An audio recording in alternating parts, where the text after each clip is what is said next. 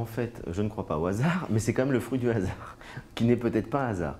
C'est-à-dire que c'est tout simplement que j'ai une amie qui habite Bruxelles et je lui ai dit j'aimerais faire un atelier philo à Bruxelles parce que j'en fais à Genève, j'en fais à Paris, j'en fais à Montréal, j'en fais à Abidjan, j'en fais à Pointe-à-Pitre.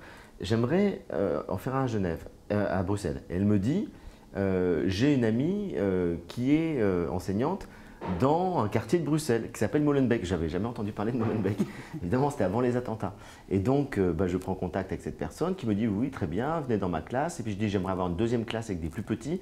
Elle me met en contact avec une autre collègue, ce qui fait que j'ai finalement eu deux classes de Molenbeek, des enfants de 7-8 ans puis des enfants de 10-11 ans, enfin les plus grands.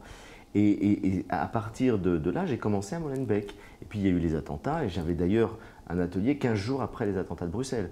Donc c'était très émouvant de travailler avec ces enfants, et c'était extrêmement fort comme expérience.